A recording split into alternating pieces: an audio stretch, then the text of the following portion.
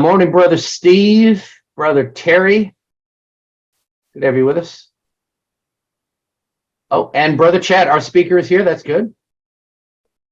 Overdressed, but that's okay. You're muted, sir. Oh, no. You can stay dressed up. You never quite know how you're supposed to dress. No. See, that's why I tell speakers to attend 1 or 2 meetings and get the feel for the room, and that way they can back out. But you never know. We generally don't. I wear a collared shirt, and I don't ask anybody to wear much. As long as you wear something. You can never you've got something. And I think that Steve and Terry Pringle will tell you that you're lucky you got something. So that's right. Very impressive how to tie up full tie, not a clip on. Yes, there's a. I had a clip on when I was, a kid, and I just always thought bow ties were really cool. Yeah, but I never had one, and I never had one like the tie.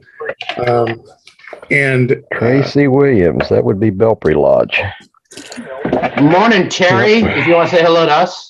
I love that. Actually, you had a clip on, then you grew up. Basically, is what you're saying. Well, I wouldn't know that. I would have to check. All right, I'm going to mute Terry until he's ready to talk to us. Terry is the district advisor in my district, and I'm sure he's doing some work. Oh yes, so. I'm not being critical at all. Oh gosh, no. So we're fine. So let's see. Oh, not even up to 10 o'clock yet. Well, Chad, as you may recall, I start 15 minutes early, give everybody a chance to come in, get settled, and sort of waste time talking about things and saying hello. And then at 10 o'clock, I say hi to everybody, and then I'll introduce the speaker, depending on what's going on, if we have any kind of conversation. Sometimes I go right to the speaker because I can't think of anything funny to say. So it's like, all right, let's go to the speaker. Well, there's always weird stuff going on. You know that. I know. Well, I try to have like questions and stuff to ask people when I'm prepared for this. But that's the fun of this, is I totally make it up as I go along. There's no real script. There's no real structure. I'm still kind of fumbling my way through it. So, Yeah, but the best part is, though, that I don't know. This is one of the fun parts of Masonry for me, is being able to attend things virtually has been really nice. Absolutely. I've been able to attend lodges. I was just at a lodge in South Africa this week. Wow. Brother Joe Martinez speak, and cool. I'm sitting here doing my homework, my work for work, but instead of having YouTube up or Spotify or anything, I got a lodge in South Africa, and it was a really great conversation, and a really great presentation. That's very cool. Yeah. So, and let's see, Dave has just joined us. Dave, you want to say hello? Greetings. How are we doing? Good to have you with us. And whereabouts in Ohio are you from? I'm in the Cincinnati area. Oh, cool. All right. Nice of you to join us. Thank you for inviting. Yeah. Yep. And Terry and Tom and Steve, if you want to unmute and say hello. Terry unmuted, but he just didn't talk to us. Good to have you with us, Terry. Well, it's good to be with you. And I'm in the southeast corner of Ohio, right along the Ohio River, not too far from Chad Kopenski. Oh, okay. Good to have you with us. Steve, you want to say hello? Tom?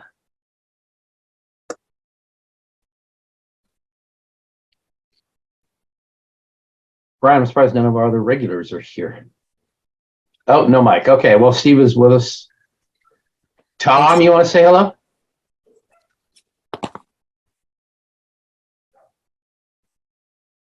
I didn't know if John Hughes was going to join us today, Brian. He messaged me yesterday. Since he is a regular, I will say what he sent me. He received the Order of the Silver Trowel or degree of Thrice Illustrious Master in the Order of Select and Royal Masters last Monday, which is very cool. I know a tiny bit about that, not a lot. Sounds very fancy. Yes. Hello, I'm sorry, I was carrying a cup of coffee back from the kitchen. Quite all right. Where are you hailing from, Tom? I'm from Northridge, California. Oh, good. I'm in the San Fernando Valley. Ah, nice and early. That's 7 in the morning out there. Yeah, Yeah, and I you did make get it to up. sleep till about 4:30, quarter to 5. So I'm just Oh man. Where in California are you, Tom? Northridge. Okay. It's down in the San Fernando Valley. And it's where we had that big earthquake about 20 years ago or something. And it's sort of out by Burbank. What else is out here? Woodland Hills. The downtown areas. It's not that far, but it's about an hour drive with traffic. It's Right. I got to tell you, I've lived through tornadoes and, hurricanes. Earthquakes freak me out. yeah. I never lived through one, but, in those other places, you can go someplace that's relatively sheltered. Yeah. Where do you go in an earthquake? Everything's moving. Not So many building this places. earthquake proof, if there is Yeah. one. Helicopters, and plus they're unpredictable.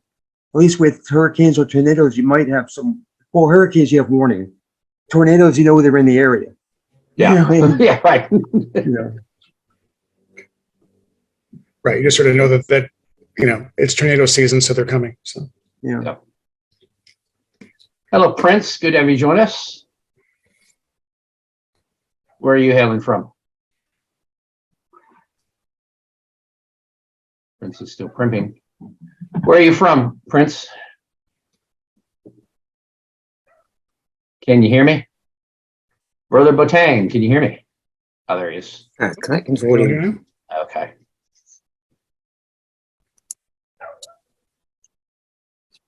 Testing. Hello. Hey, I hear Steve, I think. Okay, great.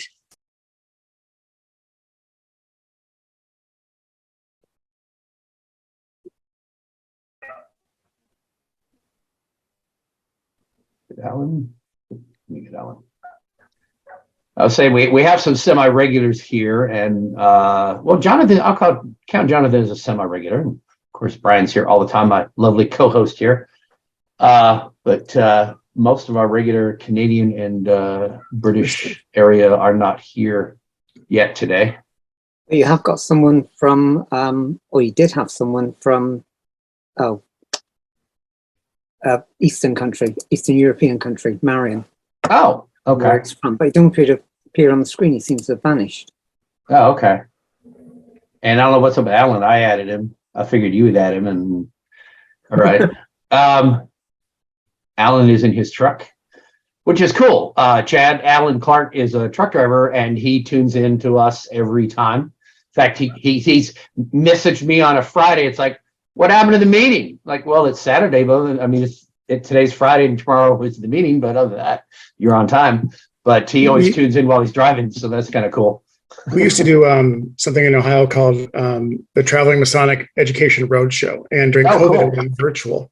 Yeah. And it was, presentations along a theme. We would do it regularly, and we would have guys who would log on in the truck, Mm-hmm. in the middle of traffic, and it was an odd experience, truthfully, because Yeah.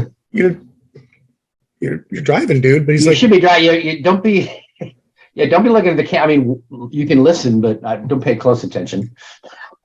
they were fine. So it was kind of fun to have them there. So. Oh, Michael Bailey is back. Good to have you with us, our return visitor. Good morning, gentlemen. How are you today? Doing great. Oh, Prince, there you are. Hello. Finally get connected there. Oh, now you're muted. Morning, Brother Chris. And morning, Kurt. I was getting around to you. I was. Good to have you with us. And Kurt said he is now actually working on a paper, which is very encouraging. Very happy to hear that. And it's for a video contest that they have for education here in Wisconsin. So we'll see how good it is. Very cool. Kurt, what lodge are you in Wisconsin? What's that? What lodge are you in Wisconsin? The Milton Lodge 161. Oregon 151, right here. So I know No. exactly where you're located. Oh, wow. And I know that competition you're in because, yeah, Okay. Jason Laramie won't let me enter it. Why is that? Because he says that I spend far too much of my time in Ohio and not Wisconsin. Ah, So I see. So I have to ask, why is there a lodge called Oregon in Wisconsin? do you want the long answer or the short answer? I'll take the short answer. Right on. Because Oregon is right next to Brooklyn, Wisconsin. And basically, there was a railroad that went right through, and people, as they were like creating towns along the railroad, were like, we need a name. Oregon sounds good. And Brooklyn sounds good because the guys are from Brooklyn, New York. And there really was, Okay. I mean, then in that county in Wisconsin, the names are like Middleton. Why? Because it was in the middle of the county. And Verona. Why? Because there are people there from Italy. And Okay. Stoughton. Why? Because there was a guy there named Stoughton. And I mean, it was really so.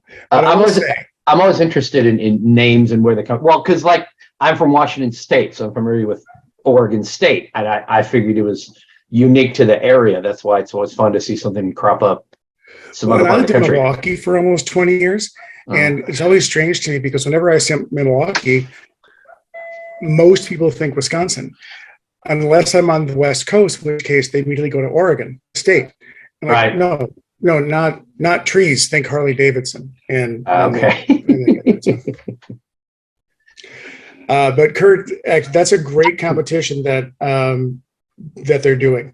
What they're doing is in Wisconsin, they don't have live education officers, and they're trying to really kind of cultivate new voices, and get content for the website and do some different things with education. And so the competition is to create a paper presentation and to video yourself presenting that in lodge, along with leading a conversation or a discussion in lodge just for a few minutes, and submitting that to their Grand Lodge Education Committee, just to, again, along with the written portion of it, so that the Education Committee gets content, but also so that they can discover and reward these new voices. I think it's a great idea. That's wonderful.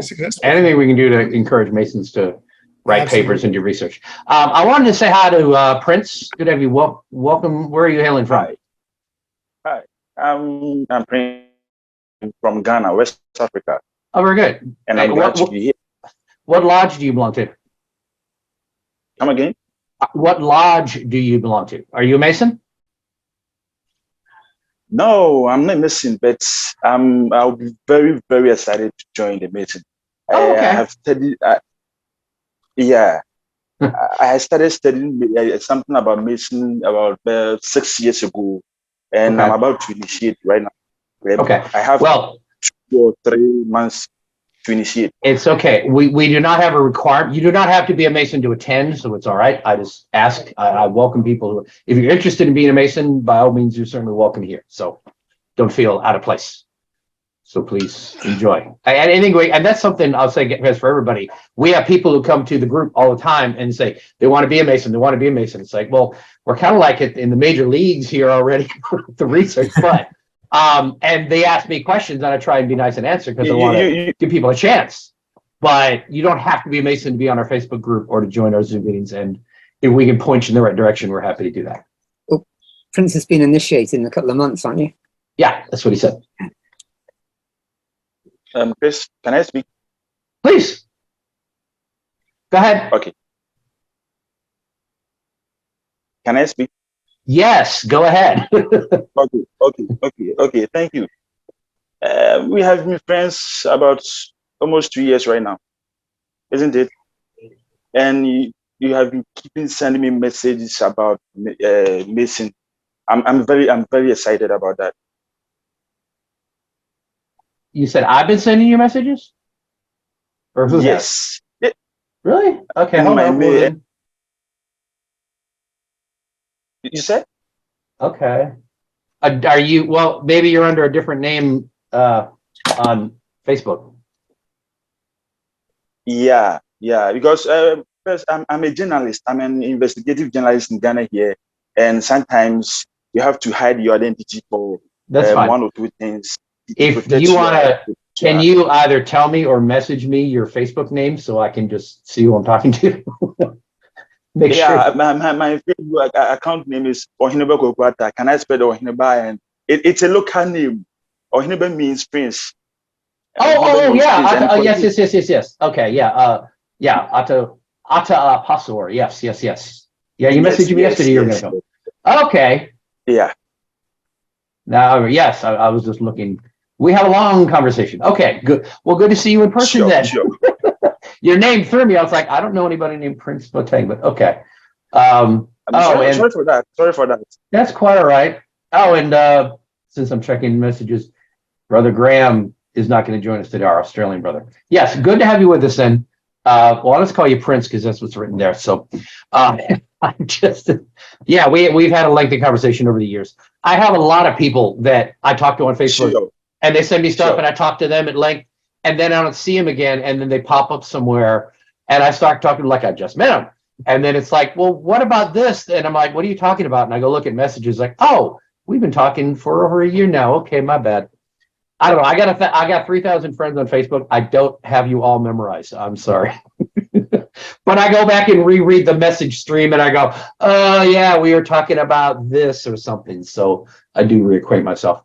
But that's what's kind of fun about social media. You meet people and then you drift away for a bit and then you talk to them again somewhere and it's all pretty cool. So good to have you with us then. Did I get to say hi to everybody? Steve's on. Alan, good to have you with us. Good morning. And I think we said hi to everybody. We're after 10. Let me do my formal thing. Hello, everybody, and welcome to Virginia Research Lodge's Unstated Meeting.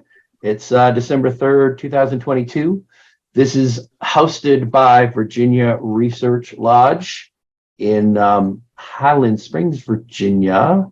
My name is Chris Douglas. I am the junior warden and the webmaster for Virginia Research Lodge.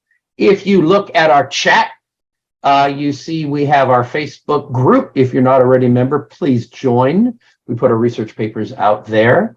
The Research Lodge website has all of our research papers and other interesting things we have going on. And our YouTube channel has all of these unstated meetings get posted on YouTube in a reasonable amount of time. If you are watching us on YouTube, please like and subscribe. And I do not have our last one up yet, but I will have that shortly. That was the most interesting talk on the 47th Problem of Euclid. Finally, my email address. So if you are on Facebook, message me to be added to our weekly email list. If not, you can email me and I'll add you to our list. So I want to welcome everyone for coming out today. Jonathan, you have a lovely library. I see you've been working on it. Jonathan is a short man. As you can see, the top 3 shelves of each bookshelf are not filled because he can't get that high. So I don't know, just want to call you out on that. I don't know why that is. You got a ladder there, but you don't fill the top shelves. You're actually not too off from the mark. I'm not that tall, so. Look, I'm not that tall, but look at my library here. I get all the way up to the top there. I put all those statues up there in the roundy part of the room. I'm not an architect. What do you call that? What do you call that? Brian, what do you call that? The round, when you have a big, is that observatory? When you have a dome. A what? You mean the dome? The dome? Well, no, but when you have a round room like that. Rotunda. That's it. Yeah. We'll go with rotunda. Yes, I went up there and placed all the statues myself from the rotunda there. So yeah. Now this is the Library of Alexandria. I had to compete with I think it was Brian Croteau, who had a picture of his actual library behind him. And so I had to do something to top him. So I found a picture of a artist's conception of the Library of Alexandria, and that became my background here. Of course, here, I'm getting good with the finger thing here. Here is, why is it I moved there? That's our Virginia Research Lodge's official logo, the thumbs up on the apron. I'm gonna have some shirts made at some point, some polos with that logo. So we'll be selling those in the lobby after our movies. But I'll let y'all know when you can get those. I have a lot of ideas on stuff we want to start selling. See if we can get some interested people buying stuff with our logo on it. Anyway, I want to thank everyone for coming out today. We have a great speaker. He is going to introduce himself and give all of his bona fides. That way I don't get anything wrong. So I'm going to go ahead. I don't have any questions to ask anybody. So I'm going to go straight to our speaker now. Chad Kopenski, please take it away. Sure. Hi, thank you for allowing me to be here. And I especially thank my friends from Ohio who are here. It's I appreciate the support. Thank you. Because, I'm nervous as I'll get out. My name is Chad Kopenski. I'm kind of a has-been, past district deputy, past DEO, past chairman of the Grand Ledge Education Committee, past master, past whatever. Currently, I'm president of the Midwest Conference on Masonic Education, but mostly right now, I'm just kind of sitting here in my lovely little burg in my little house in Appalachian, Ohio, and speaking to you. And it's an honor to be here. So I have a boatload of slides, if that's okay, if you will let me share my screen. Yeah, I'm working on that right now. Cool. I speak fairly quickly, so I just want to warn you all right off the bat that I speak quickly. This is also a fairly graphics heavy presentation, so this will go quickly. Are you all seeing a lovely screen with an image on it? Yes. Cool. All righty. Yes. Okay. This is called John Sherer, The Story of Fascination. Standard disclaimer, these thoughts and opinions are my own, and really, truthfully, as with all educational endeavors, my thoughts and opinions may change over time. This has been an ever-evolving presentation. There's some people on here who have seen this presentation in one form in the past. It just, by necessity, changes over time. Some people here have heard me speak, and I tend to speak a lot about the importance of Masonic connections. Masonry to me really is about connections. Guys join looking to connect. They stay because they found something meaningful to connect to, and they leave because those connections have been allowed to rust or wither away. Also, brethren who have heard me speak know that I tend to sometimes conversationally take the scenic route. I kind of go a long way out of my way going out so I can bring you back a short distance. So if you start to wonder if we're lost, don't worry.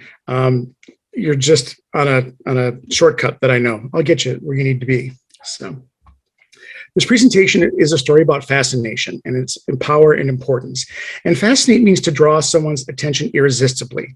It's different than obsession because a fascination has multiple areas of focus. And I like to think of it like studying the facets on a gem.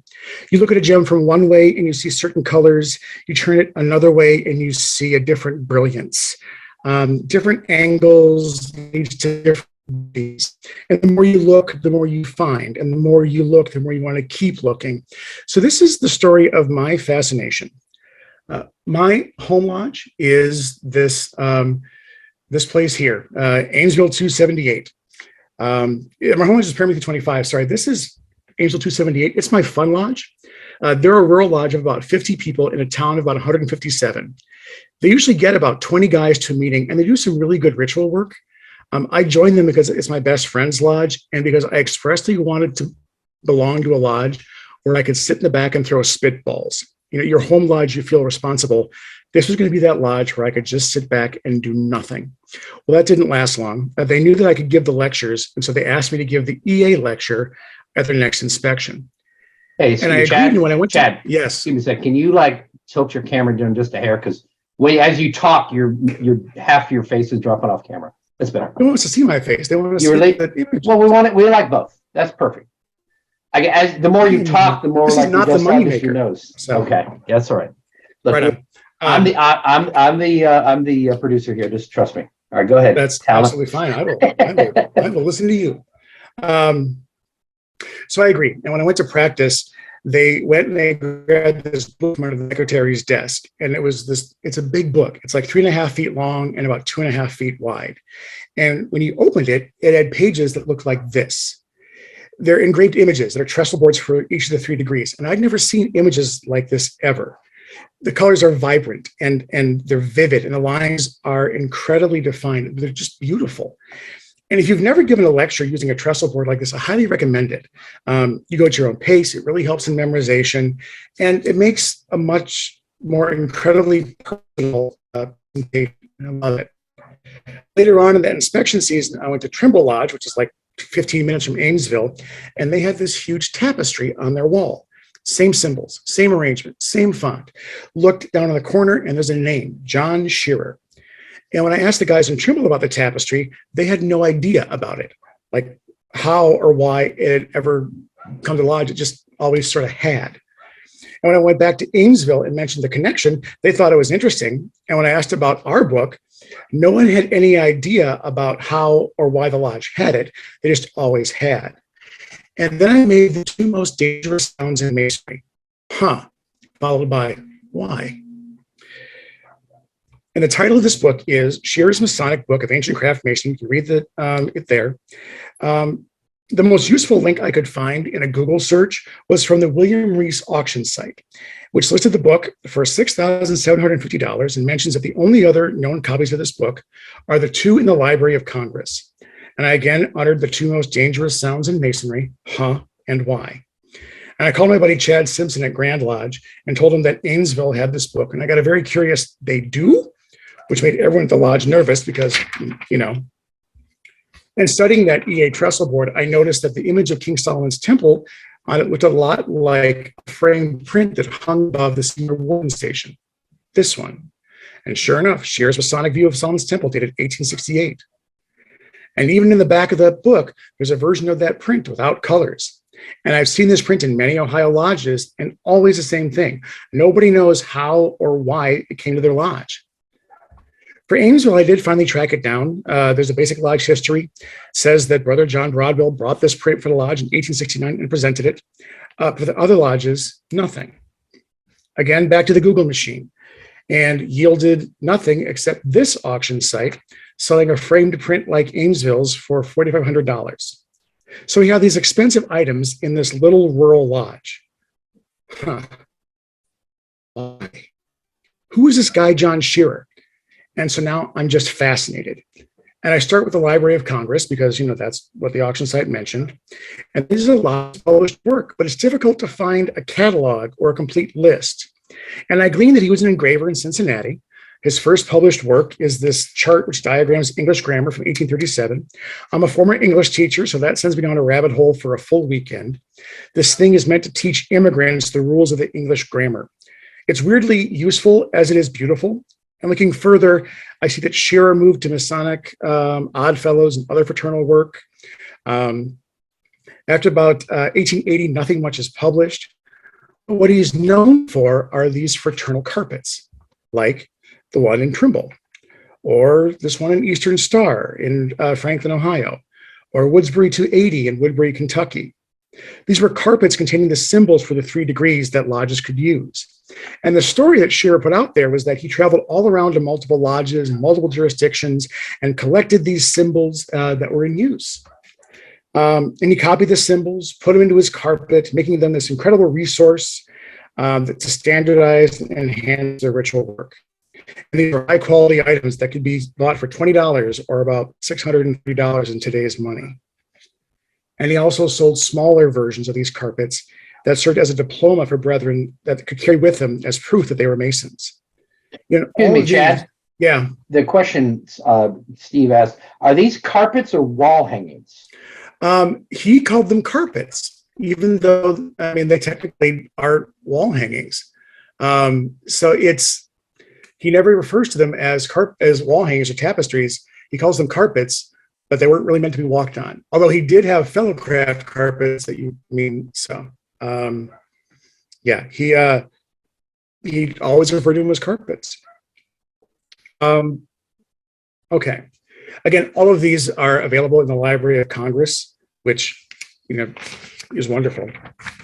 They mentioned 3 books. They mention his Gems of Masonry from 1859, in which Sherer explains the symbols of the 3 Blue Lodge degrees and 4 the Yorkright degrees. And he refers to Preston and Anderson and Amon Razon and the Scriptures and the early work of Henry Parmalee. And all this is offered with commentary and poetry of Brother Rob Morris, who was serving as Grand Master of Kentucky at the time. The second is Sherer's Masonic Ladder from 1867. It's more developed and includes more capitular and cryptic masonry.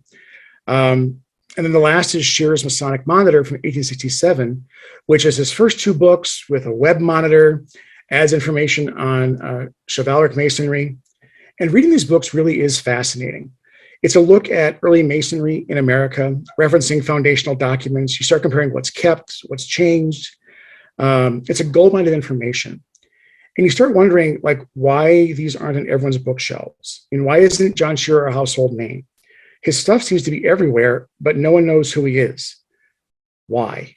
I mean, surely he was a big deal, right? He must have had a huge impact on Masonry, except he doesn't appear in Grand Lodge proceedings for Ohio or anybody around us. The only mention is some guy by his name being suspended in 1861 and reinstated in 1864 from Yeatman Lodge.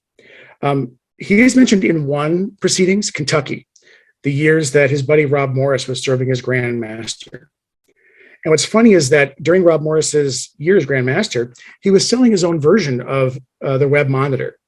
He was raising money for a trip to the Holy Land, and in many of Scherer's books is this essay about an engraving done about Morris's research on the attacks in the Holy Land. And lodges can buy this print to help fund Morris's trip to the Holy Land to confirm his suspicions. And Morris around us can be kind of controversial because he's sort of seen sometimes as kind of a self-promoter and kind of a huckster. Kentucky has no standardized ritual to this day. And Morris was kind of peddling his own ritual, saying that this is the one true ritual and you should use this. And what's funny is when you look at Morris's monitor, it was done by Sherer. In fact, Scherer's Masonic Monitor, 1867, is literally the exact same as Morris's from 1859. It's just Morris's name is scrubbed out of it. Morris's was dedicated to Joseph Draper. Sherer dedicates his to Albert Mackey. And so now I'm wondering what's going on here. Is Sherer also a huckster? There are catalogs for his work. And what's funny is that Sherer sold his work to the lodges on spec, COD. So a lodge could contact Scherer's offices, order the stuff they wanted, and it would be delivered to the lodge, and the lodge could just pay the guy who, like, so a lodge could just kind of, order what they wanted and figure it out later. So was everything a lie? I mean, did Sherer actually just promote himself as being widely accepted? And then, because this stuff was so good and so cheap, it actually became widely accepted? Is the reason why we see his stuff more in rural lodges because he pretty much duped them all? Like, what's going on? And so now, like I said, I'm fascinated. Is he a huckster or is he a visionary? And truthfully, I don't even know if he existed because his life and passing seems to have caused no ripples Masonically, despite what I think is, a pretty important body of work. His publishing house was sort of a murderer's row of engravers in Cincinnati, but those buildings, it's now a parking lot. And that murderer's row, the road that it was on, doesn't even exist anymore. Why? It's amazing what you can do sharing your fascination. A year and a half ago, I gave a presentation to the Ohio Lodge of Research. My buddy Dave Dougherty is somewhere in that picture. And one of the brethren in attendance, Donald Cruz, had written a book about Cincinnati Masons, never heard of Sherer. But he offered information. And another brother was an engraver, and he gave his thoughts about the entire process. And the video of that presentation is actually on the OLR website. But the next thing I know, my buddy Dave Dougherty connects me with Yeatman Lodge. And when I contact them and talk to them, they tell me that you can see their answer. Their records were all pretty much destroyed because a secretary left in his garage. Anything before 1979 is just gone. Don Cruz becomes fascinated. He wrote this book on Masons in Cincinnati, and he contacts me the next morning with some information. Census records that list Sherer and his family members, and an obituary that might have been his.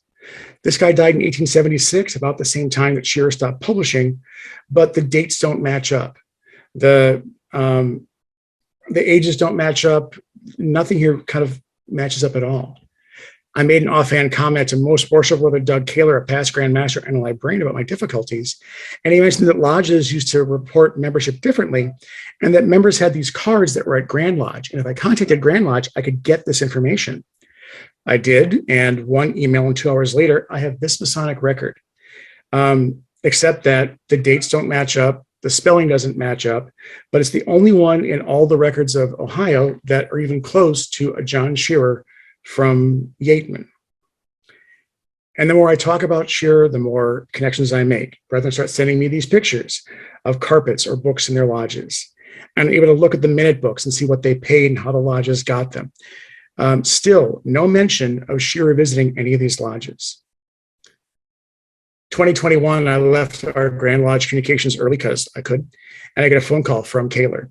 Someone gave him a package of our communications, and it was a Sherer diploma, and did I want to come over and take a look at it? I told him I was about an hour away, but I turned back. He said, "Oh, I'll just send you some pictures." I can tell you, this thing is huge, and it's beautiful. If you look in the bottom right-hand corner, that's Doug Kaler's feet. And it was kind of funny because he said that if I had been there that day, he might have actually given me the diploma to take home as opposed to having to carry it back to the Grand Lodge Museum. And I think you just said that just to make me feel guilty about leaving communications early. But like I said, it's huge. It's in multiple languages. And again, the details of the color. My buddy Chad Simpson had something like this printed and given out at the Masonic Restoration Symposium years ago, but they're nowhere near as nice. And looking at these images, I start thinking about that book at Gainesville that started all of this. Right Worship Brother Dan Franco is a friend of mine, and he's moved to the area, and he's working to digitize the records of Ohio's American Union #1. And I asked if he wouldn't mind taking a picture of some of the images in Amesville's book, because by now, the guys in Amesville, I've been kind of sharing my research with them. This has become a point of pride, and they will show you this book, and brag about it. And if I try to take it out of the lodge, I may not make it, out of the parking lot if I would try to do that. So Dan came over and got some pictures. And my big question is that there's an image in the front of this book I'd never seen before anywhere. No artist, no title, no mention in the book's table of contents, nothing. Doug Kaler didn't know anything about it. He offered some thoughts, but he's like, I don't know what this is. So I contacted the William Reese auction house. And they were very grateful. And I sent the image of the picture. All they would say is that their copy of this book did not have that image. Okay, why? Through multiple grapevines, I heard about the Center for Fraternal Collections and Research at Indiana University. I contacted their director, Dr. Heather Calloway, through Facebook. I sent her some pictures, and I got her connected with Dan Franco. A few weeks later, she and I met over Teams, and it's always a strange thing when the librarian or the book expert is kind of hyperventilating on the call. She informed me that she'd reached out to her colleagues and that there were 2 copies of this book in the Library of Congress. Yep. 1 copy with William Reese. The Grand Lodge of Iowa had a copy, but it wasn't complete necessarily. There was a copy of the House in the Temple, but none of them had that image in the front of the book. And if she could please come to Amesville and please take a look at this book, we're going to arrange that. So, hey, Chad, did you show the image you're talking about? You need to be patient, Mr. Douglas. Are you getting to it? Okay, sorry. So are you building up to showing it? Okay, I'm sorry. I am. Okay, I'm sorry. Now, well, you're fine. But norm with Sherer, once you start solving one masonry or pull a thread, a few more show up. In preparing for this presentation yesterday, I started looking through some of the catalogs to see that, did I have a complete set of his work, because I figured that there would be questions. And in one catalog, because Sherer is actually really inconsistent, almost violently inconsistent with the names and descriptions he uses of his works in his catalogs. In one catalog, he has this. It's the name of Amesville's book, and he mentions right there in the first sentence, a frontispiece, Jerusalem as besieged by Titus. There it is. This is the image. This is the version. Remember we talked about Morris was selling an image to help finance his trip to the Holy Land? This is that image that they were selling. The essay that he wrote to go along with it describes the image but doesn't contain it. Now, here's, like I said, where more mysteries come up. Doing any kind of search on the title or this image yields nothing.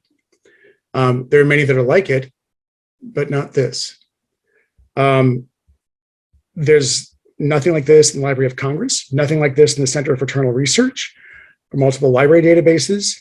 This was not recognizable by sight to a score of Masonic experts. And I'll tell you, brethren, that, to my estimation, you were the first brethren outside of maybe a handful to view this image in a generation, more than a generation. It's not that remarkable, but somehow it's remarkable. Why? Again, this is the most dangerous sound in Masonry, I think. Why is this in Amesville? Why, if this is what Morris was selling, why can't I find it anywhere else? Why is it not in any of the other copies of the book? So yes, I'm fascinated. But where do you go from here, right? Remember I said that fascination is looking at something from different angles to understand, the beauty and the nuances. There's a power to fascination. There really is. It helps you understand something more deeply, and it enriches your experience. And when I go to a lodge now and I see a Sherer print, it's like seeing an old friend. When I see those images still in use, I know where they came from. And I know their story. And I can help the brethren in these lodges connect with this thing in their lodge they know nothing about. No one really should ever again look under the secretary's desk and be met with a resounding, I don't know. Masonry is all about connections. Guys join looking to connect. They stay because they found something meaningful to connect to. They leave when those meaningful connections are allowed to wither away. And my fascination with Sherer has allowed me to connect to brethren and with Masonry in ways I never thought possible. It's been my path into this rich world of Masonry beyond the pronunciation of words in our ritual or a list of famous Masons that always seems to end with like Roy Rogers and Red Skelton. This fascination, of course, always leads to more questions and more connections and more context, more beauty in more angles, more time spent in that dangerous land of why. Why isn't he more well known? Why are there no records of him that match? Why is there no evidence to back up any of his claims? Why do he and MC Lilly and the rest of Murderers Row all use the same images, and where did they come from? What happened between him and Rob Morris? Was he a visionary? Was he a huckster? Did he ride the wrong coattails? Was he a prophet in his own, forgotten his own country? Was he an artist who duped people? Like, why? Who is he?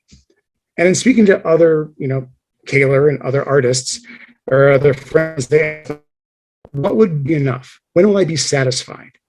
Would it be getting concrete answers to certain questions? Would it be a physical artifact? Would it be finding Scherer's grave, something from his family?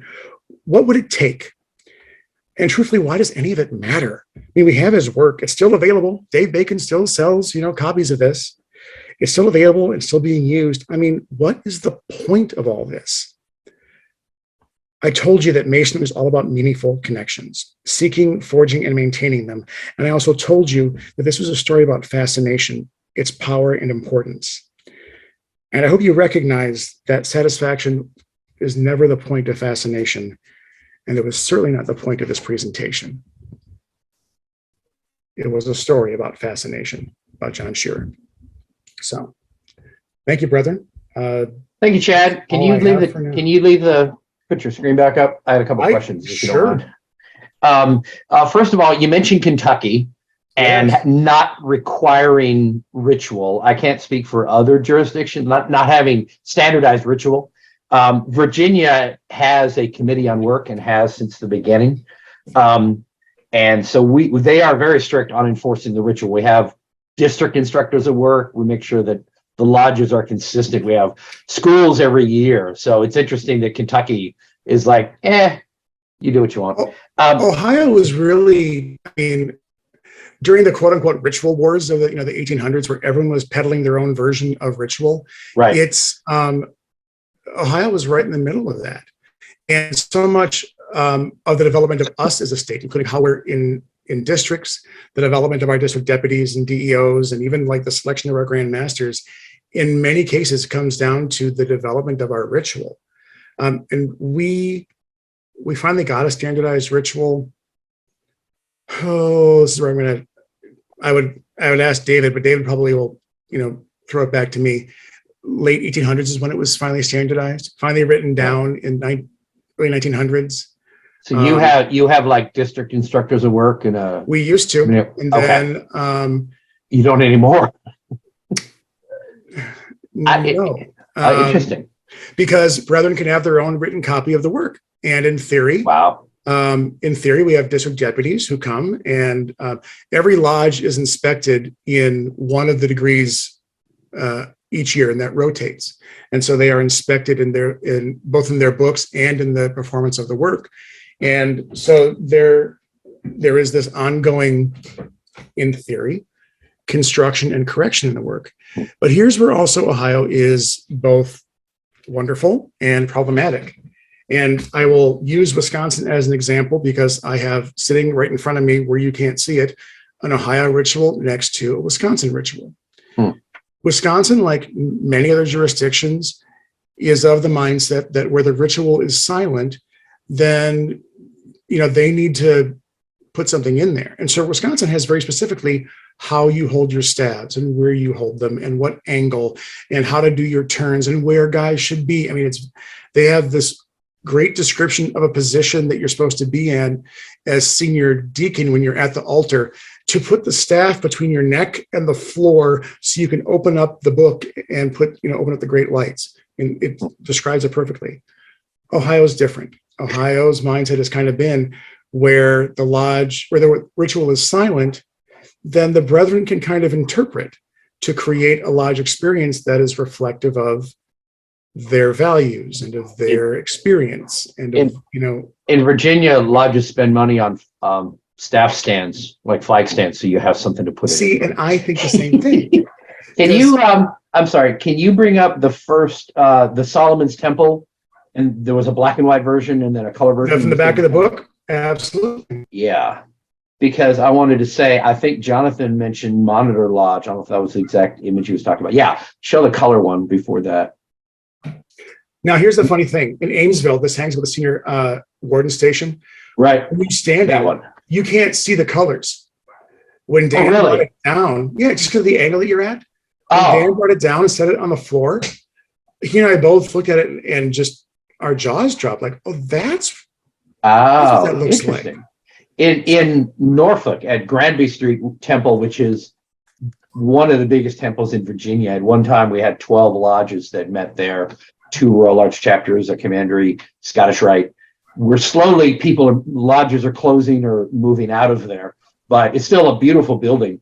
But we have this on the first floor in the main lobby, in the main hall, and it's gorgeous. Do you, did you know that history about it? Did you know where that came from and why? I knew very little about it. And Steve told the group that he was raised in Virginia in 1855 or so. So I guess Steve's been around a long time. I think that's what Steve meant. He was talking about your ritual. In the chat, guys, it says, I was raised in Virginia and then 1855 or so. So apparently Steve has been a Mason for a very long time. I've known Steve. I wouldn't doubt it. But it's in my little section of Ohio, this print appears in 2 lodges. And the other lodge has no idea what this is or where they got it from. Hey, or where they got Jonathan, you mentioned Monitor Lodge. Is this the image that was in Monitor Lodge? Well, no, not quite. The one that is in Monitor Lodge, but I've seen that one, by the way, at the Granby Temple. But the one Monitor Lodge is the other one that that show the different degrees and okay. My daughter's a rainbow and she goes and so I spend a lot of time at that one. That one like that, yes. Yeah. And it's funny that that you named this presentation the fascination, because I spent so many hours just staring at this, fascinated with all the symbols and everything. I can't believe that we're talking about it. So thank you. Right. I give my home lodge in Wisconsin, who I've only actually sat in once. I've attended virtually. Like I got to reconnect with those guys over Zoom over COVID. And as I'm giving this presentation, they're like, that we have copies of those on the wall right behind us, right? Like, no, and they went to lodge and they took the camera. And that's funny. What's funny to me is they're actually not Sherer prints. They're from his competitor, MC Lilly, done around the same time. I've seen Lily's work. I remember the name. I think I've seen Lilly, his stuff. if any of you have those magic lantern slides, that's how most people know MC Lilly. Yes, that's it. That's what we have in our lodge. Right. Those images came from these carpets. Sherer never did the carpets because he was gone by then. So him going away meant you mean the could come the up. slides? Yeah, those magic lantern.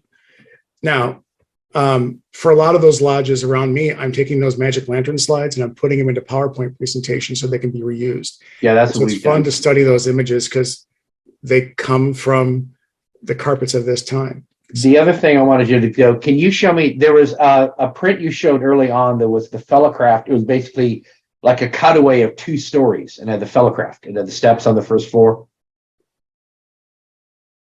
If you can just roll backwards. Now keep going. Actually, yeah, go for it. Maybe that was it. You just went back. This one here? Well, now that one, yes. Okay, so you see, you have the guy at the, I guess that's the EA. Well, no, what is that? Well, I mean, the steps are going up. So is that supposed to be the first door on the left? What is that supposed to represent? Or is that the inner? Oh, okay. I'm sorry. The inner and outer door. I got you. Now, Fellowcraft lecture. Inner and outer door, and then King Solomon's. Okay, the middle chamber. Got it. Even on those, there are numbers on those that we don't use anymore in Ohio. Like it's Right. like 7 and 1 4, and 6 and 10. Right. And we know that's not part of. I think I have an image of that here. Yeah. Here you can see them 7, 1, and 6, 5, 2, and 3, and 3, and that's not part of our lecture anymore. And I've been told by the jurisdictions that they're the 7. I mean, those are our numbers for what you have to open up lodge, and that those are really numbers. Mm-hmm. You have to have a lodge of entered apprentice consists of 7, a lodge of Fellowcraft consists of 5, a lodge of consists of 3, which is symbolic but not constitutional. What I found out doing some research is that 2 and 3, at least 2 have to be Fellowcraft. Right. Of the 7, 1 has to be, I think 1 has to be a Master Mason. Actually, I shouldn't say that. 1 is to be Master Mason. So that's no longer part of our lectures. In Virginia, it's 3, 5, and 7, but it's always 3 Master Masons. We can do our work in Ohio in any degree. Right. And well, no, I'm saying what specifically is stated. Really? Yes. That in referring to King Solomon, it's out of the Master Masons lecture. Right. That it was the 3. There was another Fellowcraft. I wanted to compare that first one you showed, and there was another one almost at the end of your presentation that showed 2 floors. But there's that one, and then there's people at the bottom. So very similar to that other one, but again, and then I guess it's showing the candidates advancing. So correct. It's as if you're stopping in time. So there's the candidate when he starts, and then he's moving up the stairs, and then he's going through the doors and all that. Okay. And Ainsworth never uses this because we have one of those carpets you roll out on the floor, and we yes, that. But yeah, I mean, originally they might use something like this, which is I would ask. Let me ask a quick question to the group. All right, thank you. Anybody else have a question that involves the slides before I have them? I can always just bring it back up. So I wanted to ask the group, just because I'm curious, how many of you here have conferred the senior deacon's lecture in the Fellowcraft degree? You and me, Steve. Okay, I'd be curious to find. Yeah. Oh, and Dave. Okay. I have done the degree. It's the first lecture I learned. I learned it because a friend of mine was a DMLA and he joined my lodge. So I learned, that was the first lecture I learned to give it to him when he was passed. I have done it with both the carpets and without the carpets. Which is your preference if you have a choice to use the carpets or not? If you have the carpets available. So. If you're asking me, I will tell you that in my jurisdiction, we have the DVD, like that's, the Grand Lodge put out a long time ago. And it's fun for me because there are some friends of mine who are in that DVD and it's nice to see them, but it has a very specific tempo that's not mine. And okay. I like this book because what I do is I actually sit the brother across from me. So I face him and the book is kind of off to our side and I talk to the brother. Just kind of, but in the senior deacon's lecture, don't you actually escort him physically around the floor? For the fellowcraft, we Yes, do, but that's what I can- I'm talking specifically about Okay. that. Whether walking on the carpets that have the 3, 5, and 7 steps, as opposed to just walking them yourself. Gotcha. Dave, what's your take? Do you prefer the carpets or? Again, I'm obviously in the same jurisdiction as Chad, so I learned them by the DVDs, and contrary to what Chad just mentioned, I actually love the DVDs for the pace, because I like other people in the room tend to talk much too quickly. And so the DVDs forced me to slow down deliver it. Explain what is on the DVD. It's effectively a portrayal of the lecture, if you will. And some of it's just visualizations of symbols and things like that. But it's effectively, and Chad may have a better explanation, but it's effectively the old slides that. So basically, the magic lantern. But on a DVD. Okay, modernized. It's not. Okay, I'm sorry. So like, we use PowerPoint. We've taken the magic lanterns slides and put them on PowerPoint. So you're the lecturer and you click and you advance. Yeah. You're saying you're playing a DVD, so you have to speak to keep pace with the DVD showing each one for a certain amount of time. And I think what most people do, so when you attend a lodge and they're using the DVD, typically there is a second brother. There's the brother that is lecturing, and then there's the second brother that has the remote, who is constantly pausing and fast forwarding the DVD to try to keep it in pace with the lecture. And again, I'm not saying I'm perfect by any means, but what I found is that when I was learning the lectures, if I wasn't matched with the DVD, that was my clue that, hey, I'm not at the right pace, and it forced me to slow down. I have a problem with that on many levels. but to actually answer your question, yes, I don't use anymore. Now that I have gotten accustomed to them, I don't use the DVDs or the carpets. In any of our degree lectures, I have gotten to a point where our lodge actually has the physical objects of the symbols. And very cool. Even for the EA and the Master Mason, I have come to a point where I effectively do it like the fellowcraft, where we walk around the lodge and so forth. And I like that idea. And I have found that there seems to be a very good response from the candidate, because they're more engaged. They're not just sitting there listening. But I will be honest, the best compliment I ever got was I did the Master Mason lecture at one of our inspections, and I did it in that format. And one of the older past district deputies came up to me and said, "I just wanted you to know I didn't doze off once during your lecture." Wow.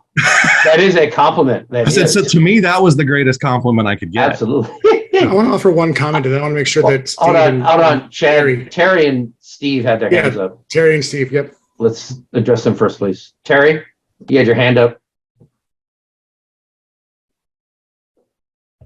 Terry. Okay, now David, Terry fell asleep during our conversation, so I forgot to unmute.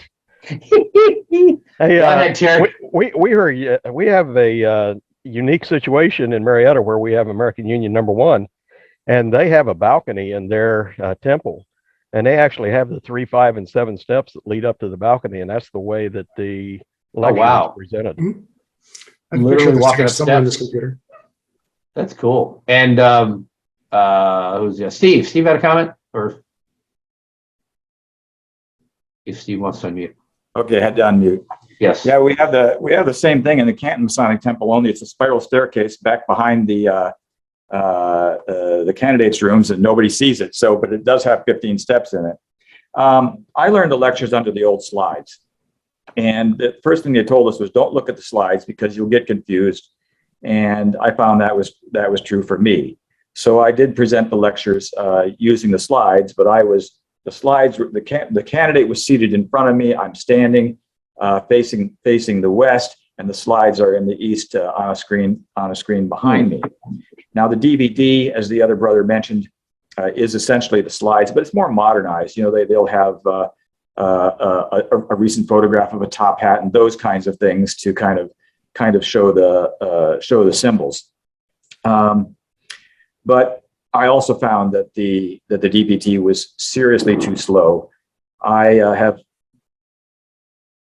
in many years later, I came to understand that I was presenting the lectures much too fast, mostly because I was memorizing them while commuting to work, and I had a limited time on that commute, only about 15 minutes. Our shortest lecture in Ohio was 18 minutes. And so I'm rushing along and presenting it in lodge that way. Today, several of our lodges in Columbus, Ohio use on the floor carpets. Some use slides. A couple have physical objects, at least for the Master Mason degree. But I have found, in my opinion, that it really comes, and I don't know that I'm as good as I would like to be or as I would like to see, but I have found that if you do the lecture right, which is relaxed, not sloppy, formal, not rigid, those kinds of comfortable, confident presentation, it really is down to how the member can express himself and tell the story that determines on what gets imparted to the candidate. I don't think the candidate necessarily I'm changing your question. I'm answering a different question, and I admit that. No, but I think the candidate's experience is not so much dependent on the what's the word, trinkets Text. or no, the objects that are there, the examples or whatever. I can never come up with the right word. The props. I don't think the candidate's receipt and understanding and how it gets installed into the candidate's mind and heart is dependent so much necessarily on the props as it is on the comfort and confidence of the presenter. And if that presenter knows his work, knows the definitions and how they're properly used, does his presentation correctly and with the correct pronunciation, even the candidate who doesn't know what the word superfluous means, for example, will get the understanding and also get the larger picture. Today, when I'm doing the lecture, and I haven't done one for quite a while, I just use whatever my lodge uses, and my lodge is very good and has decided to take a lot of time in putting together the evening. Nothing I have found impresses the candidate so much as coming into that room and seeing how obviously everybody has taken time to put together this whole room. Now, they don't see everything. They don't see stuff being brought out of cabinets onto the floor, brought out of closets, and put up on. They don't see all of that. But it does nevertheless make an impression between having a room at candlelight and having a room in fluorescent lights. So, great talk. To your point, I mean, the thing that you and I talked about this, and people here have heard me say this numerous times. It comes to the idea of being intentional with Masonry. Like when I give the lecture, I really am trying to talk to the candidate, not at the candidate. And I know that sounds really silly, but that is a distinction to make sure that I am focused on my role there in that night is to bring that candidate into our family. These are the rules. These are the things you need to know. These are like, I'm talking to him. Yes, there's an important part of that for the guys on the sideline, but you're right that it's not necessarily the props or the lights or the, smoke machines, tuxedos, and camels. It has to do with creating the experience for the candidate, bringing him into the family, in my opinion. So, Jonathan's been waiting a while. You still sorry. had your hand up, Jonathan, or were you? I just wanted to share that when I was raised in Florida, where things are done a little different than here. But where's here? Oh, Virginia. Yeah, Virginia, you're actually in Virginia. That's right. Yeah. Member of 2 lodges here in Virginia. But when I went through my second degree, they actually had a canvas, and when they were doing the senior deacons lecture, they used the canvas, and I recall the person who, I can't remember his name, but I can remember almost everything he explained because he used the canvas and he said it so eloquently and slowly, and he did talk to me. So I guess everything that our brother, the presenter, just said is 100% true, because I can still remember that evening, and the canvas did help, and the way he presented it and the manner that he presented it made it very memorable. So thank you. There was one thing I wanted to add. We were talking about the slides versus the DVD, whatever. I know people have said, if you're showing the slides, the danger is the candidate will look at the slide and not at the lecturer. So I made a point. I've given all 3 lectures over the years. If I'm giving the lecture and I've got the slide, I've got the candidate's attention. When I want him to look at the slide, he sees the slide. When I want him to come back and look at me, he looks at me. So it's like, see this, there's the beautiful virgin in the broken column. We talk about it. Now back to me. So I make sure, just directing the candidate, you're supposed to be looking at me now. You're supposed to be looking over here. You're supposed to look back at me. And a good lecturer, I think, can do that and not lose himself to the presentation behind his head. If he's not running it, there's a danger, Steve, if he's behind you, if it's behind you and you're not running it, the candidate's going to look at the screen and not at you. So I think it's just like the lecturer controls the direction of things and say, looks to the side, now back at me, instead of being behind me. But go ahead. What's interesting is that, I referenced Dave Bacon, and some of you may know him and some of you may not. He's a tattoo artist, and he's done some presentations about, he's big into symbols in Masonry. And he used to actually take out the chalk and draw the symbols on the floor. And at the end of the night, he would erase the symbols on the floor, like make it an actual, Oh, wow. And he claims that that's the way that it was always done. And, it was for a time. And I'm sorry, but I got excited to hear that, because I'm reading this book here. I don't know if you can see it, but it's called The Mason's Word. And I actually just read where the Tyler actually was responsible for doing that. And every night he unfortunately had to undo all that work. And then yeah.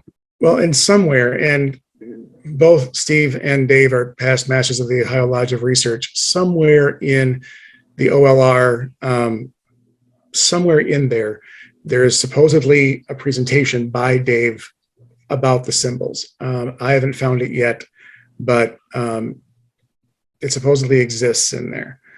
And Dave has kind of stepped away from Masonry, but it's a very interesting presentation. But what's interesting to me is that that's how it started. And then all of a sudden we have a new technology, right? Lithographs, printing, it becomes available.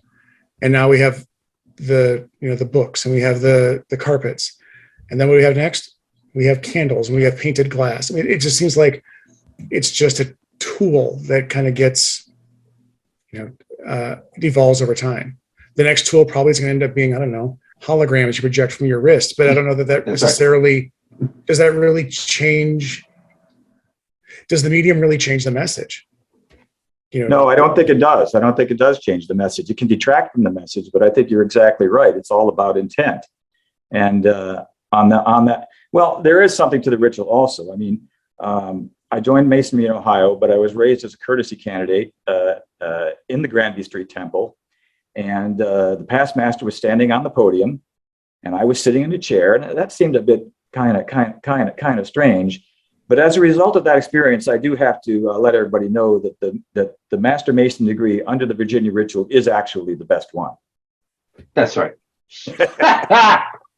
Hey, when was that, Steve? What year was that you received your? 1970, January of 78, I believe. 70. You know that they're like Pennsylvania Masons who would fight you tooth and nail about that, right? Oh, well. I will say this, talking about the tracing boards, which is what we're talking about. Back in May, I realized this long, it was May of 2021. I had a brother gave a talk in here on the art of Masonic tracing boards. And that was Brother Scott Watson who presented that. That is available on YouTube. So if you follow the link here to YouTube, if you're watching us online, if you're watching us on YouTube now, it's in the same playlist you're looking at. And please like and subscribe. Got to throw that in now and again. But we've already covered Masonic tracing boards, and that was very interesting because he showed us some from various different grand jurisdictions. And yes, there was a time when you would have you would literally trace it on the ground for the candidate, and as someone said, wash it away at the end of the meeting. So then we standardized it a bit where you could have someone make the tracing boards. You could buy them. Obviously, Mr. Sherer, brother Sherer, made them. One more thing, Chad, you mentioned you don't know that he was famous, and then he basically made himself well known. So I call it fake it till you make it. Like, tell everybody you're world renowned until let people buy your crap, and then all of a sudden you are world renowned. Being somebody who is somewhat committed to Masonic education, I always tend to quote that famous line by Reagan, never let the truth stand in the way of a good story, especially when it comes to Masonic education. And it's entirely possible. I mean, that's, again, looking at that period of time in Masonry, especially in Ohio, especially in Cincinnati, where you had that murderer's row of engravers. I mean, everybody is putting out stuff. How do you set yourself apart? By saying that you have the one true ritual, or that you were the one, absolutely, endorsed by Kentucky and Georgia and Wisconsin and whomever, and who's going to check your claims, right? Other than some guy 100 years later, trying to find evidence that you even existed. So interesting. Kurt, go ahead. Did you say that some of John Scherer's work is still being produced and sold? It's not. Well, it is actually. There are some companies, and I mentioned the first time I mentioned Dave Bacon. But he has a company that he made huge canvas prints of them, and he sells them. He has limited availability. He has some that are big on poster board. You do see lodges now that will take high quality scans of theirs, or of those carpets that I showed that have all 3 degrees, and they will print them off. Now that printing has kind of become, it's much cheaper than it used to be. Yes. There's a lodge. I'm going to ask Terry because he'll know. It's south of us, down by Morning Dawn. They took their big carpets and they reduced them down to these little 11 by 17, and they're up by the master's chair, and they still use them. So Shade River. Yes, it is Shade River. It's exactly what it is. And they still use them. They have no. And it's funny, I went down there to visit them. They had no idea what they were, why they had them. They just knew that they had those on their walls forever, and they were starting to get kind of crunchy. So they just took pictures of them, reduced them. And I said, well, where are the old ones? I said, oh, they're probably in the attic somewhere. Yeah. People don't know what they have. Do we have more questions for Chad? I just want to comment. It kind of reminded me of your search for John Sherer. Kind of reminded me of a genealogist I heard talk once about his search for his ancestors, and he said, they want you to find them. And it just sounded kind of like he was talking to you almost. He wants you to find them, I hope so. And I'll be honest, part of me doing a presentation like this, I just changed my microphone. So you probably can't hear me. I hear you now. You're good. Right. George, the cat. Because every time I do this presentation, like when I did it for the OLR with the next day, Dave and Dave Cruz or Don Cruz, and these guys show up and say, hey, we have one of those, or we've got something from him, or we have this, and they send me pictures, and it ends up, enriching my own library. And so part of me does hope that talking to you guys in Virginia and Ghana and Wisconsin and all the people we have here, that I don't know, maybe someday I'll get that piece, that one thing that says, yep. And I don't know if I ever actually will be able to rest and say, yep, I know this guy. I got it. I understand it. Because every time I pull at one string, now my fixation is from yesterday, finding that I've been looking for the rationale behind that stupid little print for a year. And I really found it thoroughly by accident. But now it makes sense. But now, why is it not in any of those other books?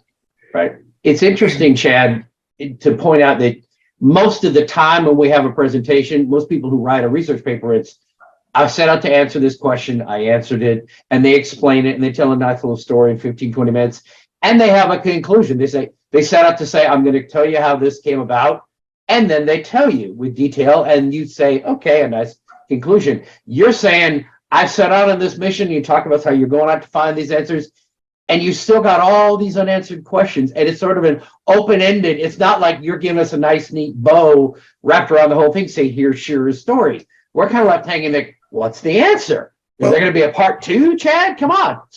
This kind of isn't going to be my part 2. This is, I mean, there is a conclusion here. I mean, I could stop now. Many of you, as I have gone through this, you know, there's questions I posited, and you all like, well, of course, it makes sense, right? Why aren't those prints in the other books? Somebody cut them out. They fell out. Sherer being notoriously, you know, sloppy in how he described his books. Maybe we're not looking at the same book. I mean, there's all kinds of explanations that could satisfy people, which is fine. And there's all kinds of reasons why I can't find evidence that the dude actually existed, because that's just the time. I mean, but right. That's also not the point. I mean, the truth is really, all of us have these different fascinations that get us into Masonry. You know, these things that connect us, whether it's I'm in Athens, Ohio, and I can walk down the street in Athens, Ohio, and I can see the names of streets named after the guys who founded my lodge, and the mascot for the university that I work for is named after Rufus Putnam, who was the guy who brought Masonry from, you know, Massachusetts to Ohio through American Union #1 in Marietta. And there are these different, we all have these different connections that we find.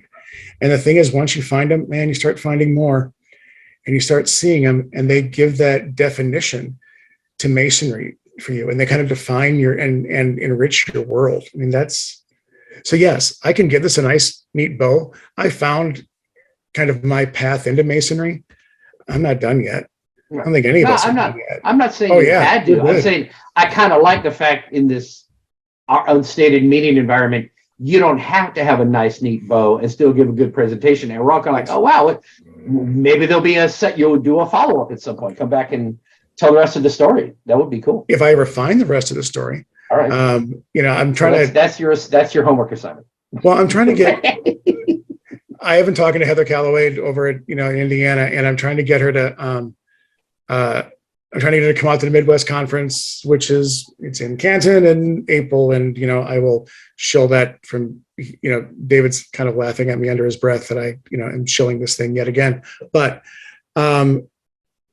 I want her to see that. I want her to come and see that book. And I'm hoping to get other guys there like Chris Busby or, whoever I can find to get there and come and look at this thing, help fill in the gaps, because the answer has to be out there. And even if it's not, just finding answers to more questions, right?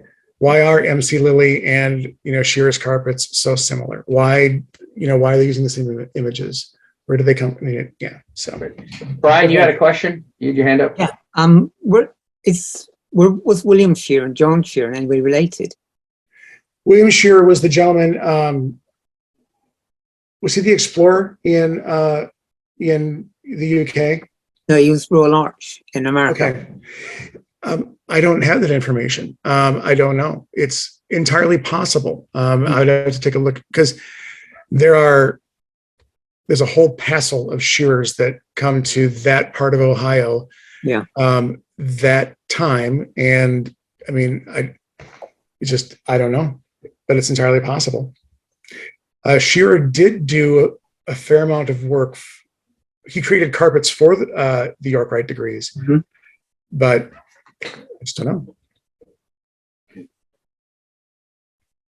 Hey, do we have any more questions? Oh, David has a hand up. Yeah, I just had a thought there. In Brian's question and Chad's response is, that's I think one of the big challenges to research in general, which is every answer opens up 2 or 3 more questions. Mm-hmm. But I think even more so in Masonic research, because quite frankly, most of our knowledge, if we want to use that word, is by hearsay. right? How many conversations have you had that started with, I heard this story, and it's oftentimes difficult to sort out what is fact and what is fiction. And so I think that's one of the big advantages to the conversations like this, is that you get to hear all of those other stories and pick up little pieces, and, you know, kind of the connection that we just had between John and William Sherer and so forth.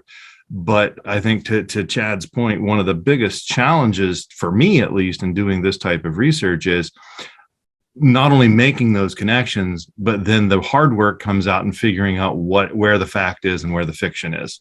And unfortunately, the Masonic organization has not been very good about record keeping in that sense. And it becomes a much bigger challenge than if you are researching some other topics. So, but at the same time, that's what makes it fascinating as well. Well, and Dave, I mean, even in our jurisdiction, asking, well, why do we do this in our ritual?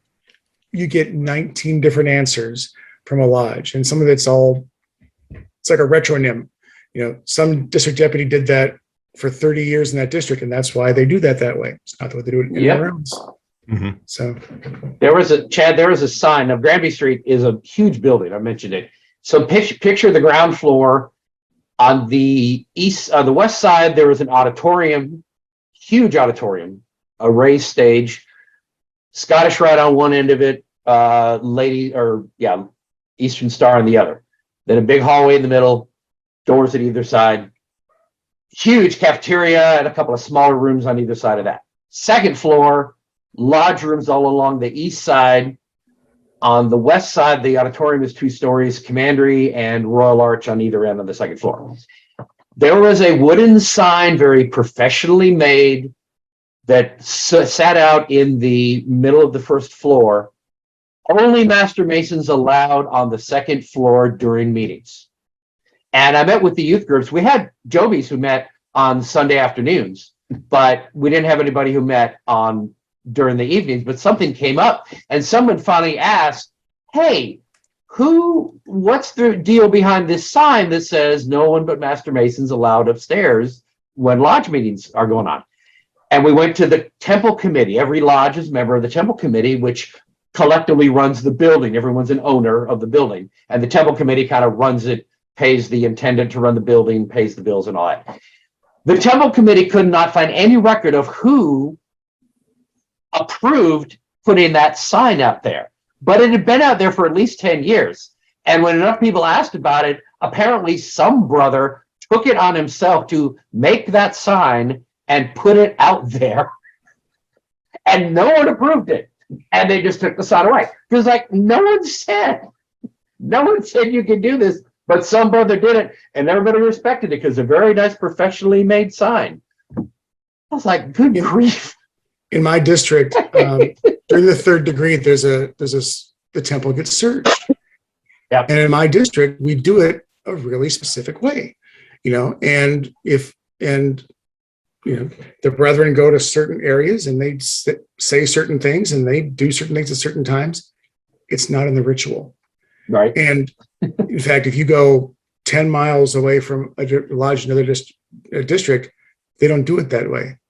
But everyone in my district is like, that's the way we're supposed to do it. The ritual We've always done it. No, it doesn't. That's right.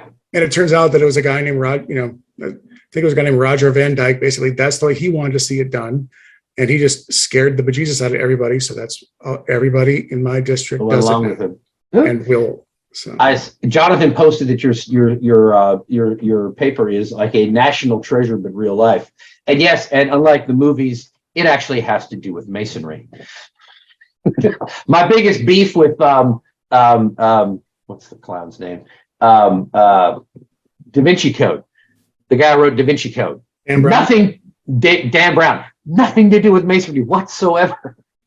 And nothing to do with any of the actual I read the first book, and nothing to do with any of those actual artists. It was someone else putting hidden meanings here and there. Nothing. It painted this big conspiracy of all of these famous Renaissance painters, and they all have these secret symbols in there. It's like, well, no, none of them did.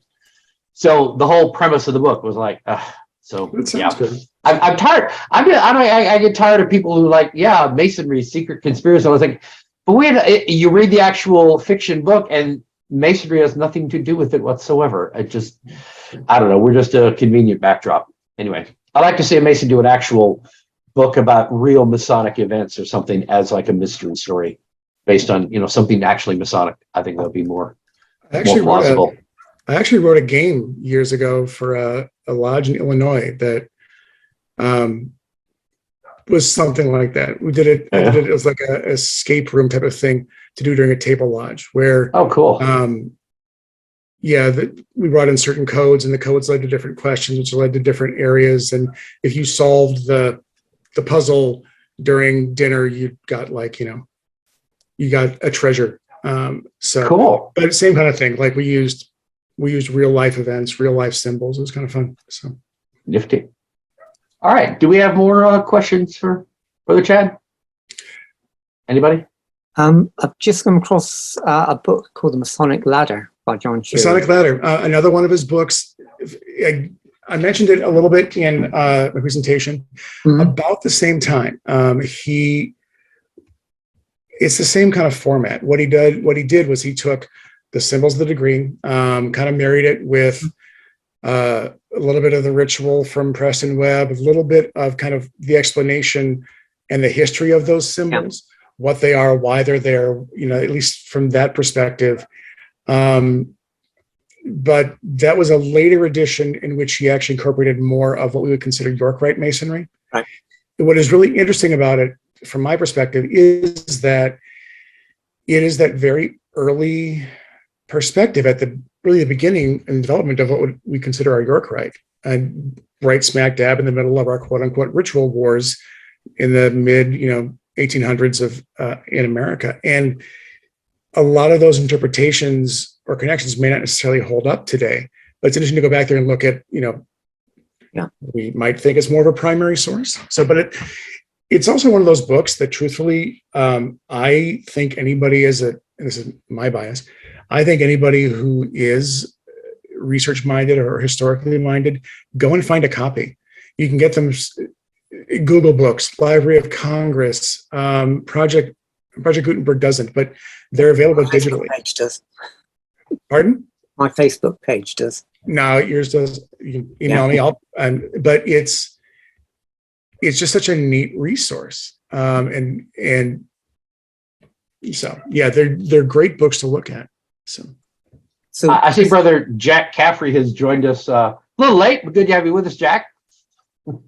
You missed the presentation, but we're good to have you with us.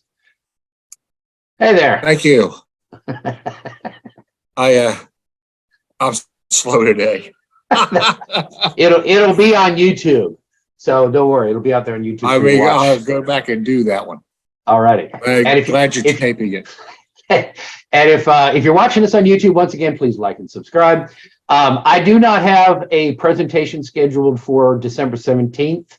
My speaker had to back out, and it's just as well because for those of us in Virginia anyway, this is the month of annuals. It's when we have all of our elections and installation of officers. So I'm going to be busy. I'll be an installing officer at 2 different lodges this month, which would be nice.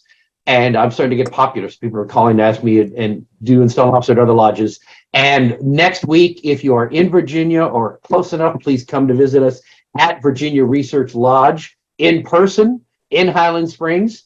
Right Worshipful Matt Sermosky is our Grand Junior Warden. He was just promoted at Grand Lodge a week or 2 ago. Well, no, we're in December, 3 weeks ago.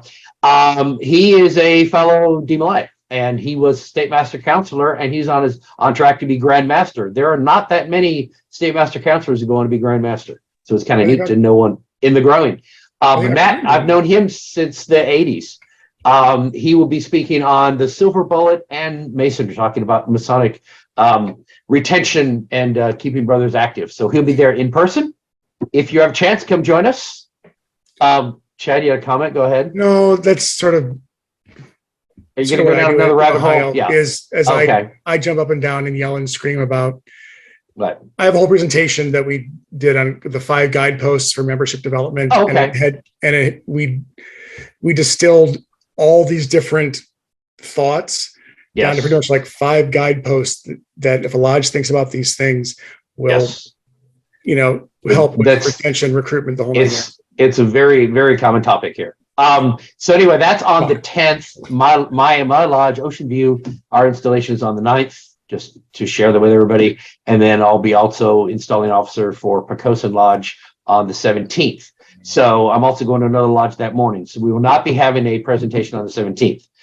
The 10th, as I said, is our research lodge meeting, so we're not having it then. And we also have annuals going on, other annuals. And then, of course, the next week is Christmas, and the next week is New Year's. So I didn't feel appropriate to try and have one of these in around the holidays. So it'll be January 7th to be our next one. I don't have a firm topic title yet, but that is, and just double checking, yeah, the 7th. And that's going to be Eric Fierst from here in one of our lodges here in Chesapeake. So I will be announcing that on the Facebook page. So no presentations for about a month. Hope you all enjoy your annuals if it's that your season for you. Otherwise, everybody have a good Merry Christmas and Happy New Year, Happy Hanukkah, whatever other holidays you observe during this time. Anybody else? Anything to say before we close it out? Yeah, Chris. Please Okay, go ahead. Okay, Jonathan. Thank you. Anyone else? What time is research lodge meeting? 10 o'clock. Just like, that's why we have our meetings at 10, because we meet for real at 10. And I'll be sending out in this week's email. I will have details on the in-person meeting. Prince, did you have more to say? I'm sorry. Prince, sorry, Chris. Yeah, go ahead. Yeah, I'm very excited about this. I would like to have one-on-one conversation with you, right? So I have a lot of questions to ask you, if okay, you don't mind.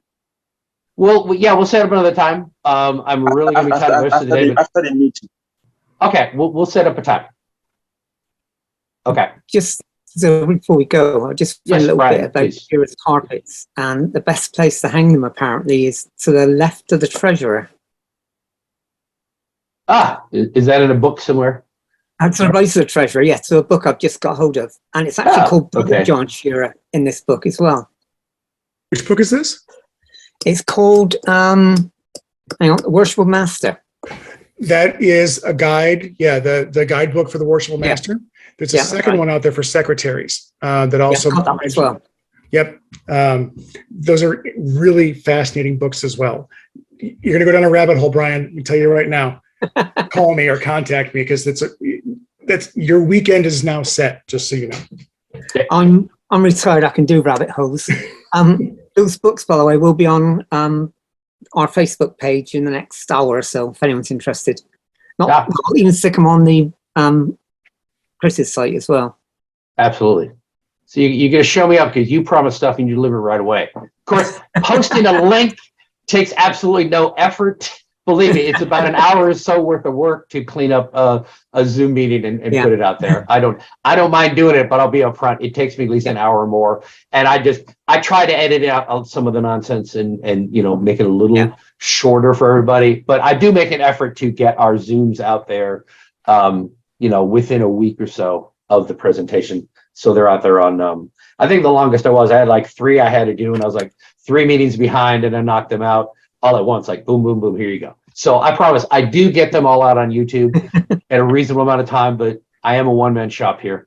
But I do enjoy going back and rewatching them and kind of listening to the conversation in the beginning. And like, I pick a point where it's like, okay, now it's something that might be of actual use to somebody else, and we'll start here.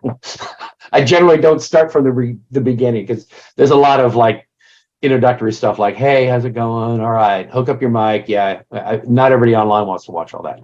So, but I appreciate all of you attending today. We had a high watermark of 13, I think. So tell your friends, tell your brothers, tell them to come out and watch these. I'd like to try and build the audience. We always seem to get a good 10 to 12 every time, and I consider that a win, but I really want to grow this. I think since COVID's over with and people are going back to lodge, people kind of dropped off. It's like, well, I can go back to lodge now. I don't have to go to this, but it's really neat that we have brothers from all over the world, literally all around the world, who tune in. Graham is sick, or he would be here. He's been here every week for like a month. He comes in from Australia, but we got brothers coming in from all over the world attending, and that's really cool that I can bring y'all together here.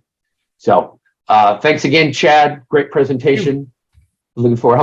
Help you and your brothers from Ohio come back again. And if Steve, David, Terry, Tom, if any of you are interested in giving a presentation, obviously we have set the bar low, so you are more than qualified. No, I'm just kidding. It was a great presentation. Seriously though, we encourage anyone who wants to give a presentation, please come and just get a hold of me and we'll sign you up. I want to give as many people a chance to, I want to have as many different speakers as possible and not just keep repeating, the same 5 or 6 guys. I like to get different people in here and get different perspectives. Anything Masonic related, you're more than welcome. And if you are new to giving papers and you haven't given one in your lodge, I think an online meeting is a much more comfortable way to get used to giving a paper than before your lodge. So if you want to try something out here, we should have like an open mic night. Just anybody show up, give a talk. That would be fun. We'll just get up there for 5 minutes and talk. I don't know. Brethren, I'm actually going to sign off. I have to get my daughter up to, she's a Rainbow Girl and they have a parade today. So I have to go outstanding up to go hang out in a parade. So, all right. You enjoy that. Thank you. It was an honor. Please, Bye. contact me. And if I can be of any help, I'm glad to do so. So thank you, brother. All right. Have a good night. Thank you all for coming. Thank you. Everybody take care. See you all later.